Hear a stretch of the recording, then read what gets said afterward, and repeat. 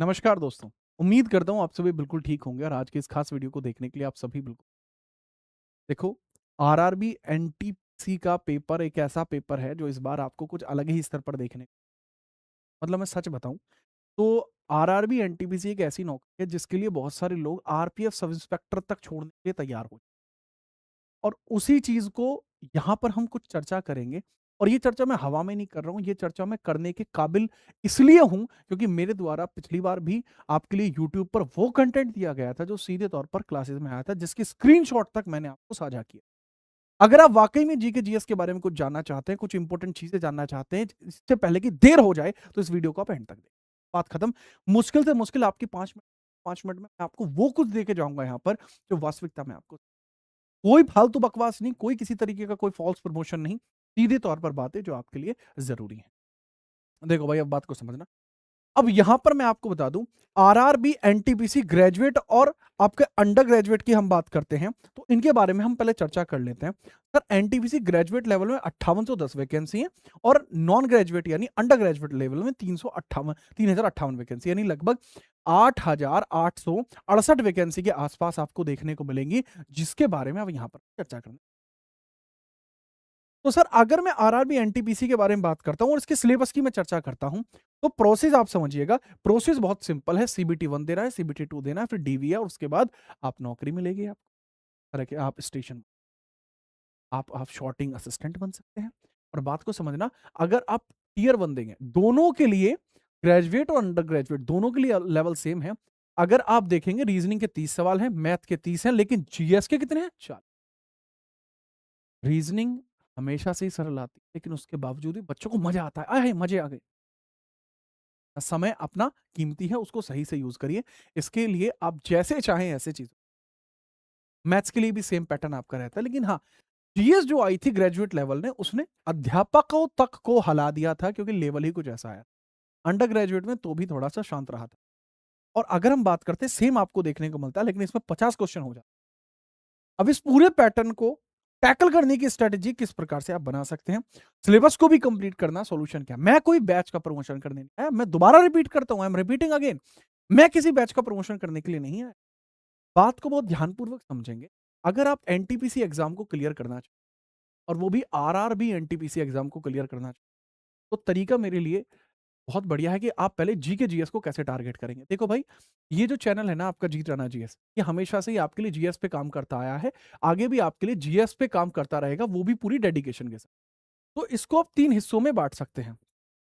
पहले आपको core GS देखने को मिलती है। कोर जीएस में आपको देखने को क्या क्या मिलता है? सर, पॉलिटी, हिस्ट्री, ज्योग्राफी और इकोनॉमिक्स आपको देखने को मिलती है। आज मैं आपके लिए ना यूट्यूब पे भी कुछ अनाउंस करूंगा, जिसमें आपका मुश्किल से मुश्किल 10 मिनट लूंगा और आपके कॉन्सेप्टों को क्लियर कराऊंगा। अगर हम बात करते हैं, कुछ ट्रेंडिंग जीएस आपको देखने को मिलती है, जिसके अंदर आती है करंट अफेयर, स्टैटिक और कंप्यूटर। कंप्यूटर ये आपको देखने को मिलता है। और फिर आता है आपका साइंस। साइंस आपके बहुत ज्यादा आपको देखने को मिलते हैं रेलवे एग्जाम में, बट इसमें इतनी नहीं होती। मुश्किल से 2 क्वेश्चन प्री में, मेंस में 3 मैच के। ये इसके अंदर आपको तीनों ही चीज देखने को मिलती है, यानी बायोलॉजी, केमिस्ट्री और फिजिक्स। केमिस्ट्री और फिजिक्स की हम बात कर सकते हैं, ठीक है। तो अब यहां पर चर्चा करने कि पॉलिटी के अच्छे खासे क्वेश्चन इसमें आते हैं। 3 क्वेश्चन के आसपास यहां देखने को मिल जाते हैं कि 2 से 3 क्वेश्चन इसके आ रहे होते हैं, हिस्ट्री के 3 से 4 क्वेश्चन आ रहे होते हैं, ज्योग्राफी के मुश्किल से 1 या 2, इकोनॉमिक्स के यहां 2 से 3 क्वेश्चन आ रहे होते हैं। लेवल ये है। करंट अफेयर के आ रहे होते हैं 5 से 6 क्वेश्चन आपको देखने को मिल रहे हैं। स्टैटिक के 4 से 5 क्वेश्चन देखने को मिले और कंप्यूटर के भी 3 से 4 क्वेश्चन देखने को मिले थे पिछली बार, और इस ओवरऑल में से 2 क्वेश्चन के आसपास देखने को मिले थे। ये पैटर्न रहा था। एनटीपीसी जो आपका पीछे 2024 का एग्जाम जो 25 में हो पाया था, 25 का एग्जाम अब 26 में हो, ये लेवल रहा। अब इसके अंतर्गत मैं आपको पहले तो बहुत साधारण तरीके से बताऊं कि अगर आप जाएंगे अपने अपने खुद के चैनल पे, जिसपे आप लोगों के ही समर्थन की वजह से हम 400 के तक पहुंच पाए, इसमें रेलवे वालों का बहुत बड़ा हाथ है। कारण इसके पीछे क्या क्या है, अगर मैं अपने वीडियो सेक्शन में सबसे ओल्डेस्ट वीडियो भी डालूंगा, तो भाई साहब वह आरपीएफ की डली हुई है, रेलवे की डली हुई है। इसके बाद आप देखेंगे कि एनटीपीसी पे ग्रुप डी पर किस स्तर का काम किया गया है। अगर आप प्लेलिस्टों में भी जाएंगे और प्लेलिस्टों के अंतर्गत भी देखेंगे, तो एनटीपीसी के लिए जिस तरीके का काम किया गया वो अद्वितीय है। NTPC under graduate, NTPC under graduate के कंप्लीट जीएस के टॉपिक्स, ठीक है। इसके अलावा एनटीपीसी की कंप्लीट जीके जीएस पूरा रिवीजन, साथ में एनटीपीएस की, एनटीपीसी की पूरी स्टैटिक जीके सबके लिए, करंट अफेयर रेलवे के हमने अलग कराए हैं।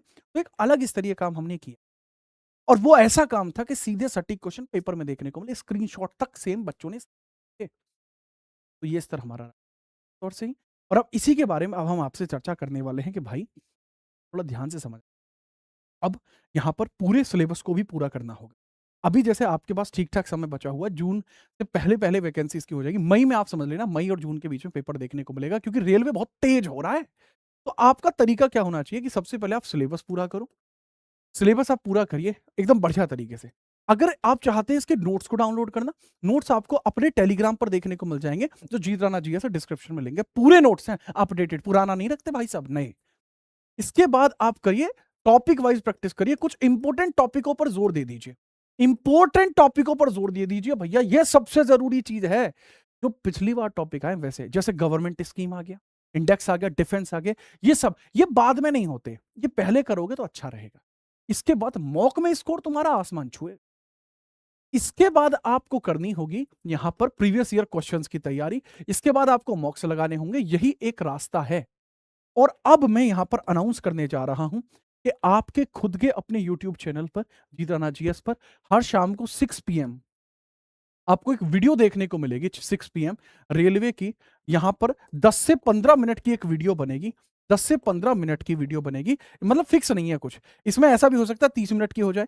तो 10 से लेकर 30 मिनट तक की वीडियो आपको देखने को मिलेगी, जिसमें मैं आपके एक टॉपिक को क्लियर करूंगा। पूरे दिन में आपको केवल यही समय देना रेलवे में कि अगर आप अच्छा स्कोर कर, मैं ना तो आपका ज़्यादा समय माँग रहा हूँ, ना ही मैं डिमांड करूँ। और ये वो समय होगा जो वास्तविकता में आपको रेलवे में इस बार सिलेक्शन को पक्का कराएगा। और ये कल किसने देखा है जी? देखा है हमने आज। तो आज के आज इसमें 6 बजे आपको वीडियो देखने को मिल जाएगी पहली। अगर आप तैयार हैं तो इस वीडियो के नीचे रेडी कमेंट ज़रूर कर देना और लिख देना आपकी बार एनटीपीसी, अंडर ग्रेजुएट या ग्रेजुएट दोनों के लिए। तो एनटीपीसी की ताबड़तोड़ वीडियोज़ आपको देखने को मिलने वाली हैं।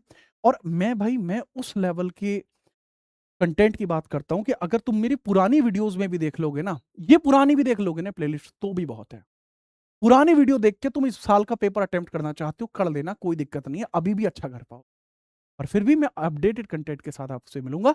हर शाम 6 बजे इसमें मुलाकात होगी। एक दिन में से नहीं होगा, एक दिन से, क्योंकि अब की बार आपकी बार है, क्योंकि आपके लिए ही चीजें चल रही हैं। अब की बार सिलेक्शन पार। मिलते हैं सीधा 6 बजे, तब तक जय हिंद, वंदे मातरम।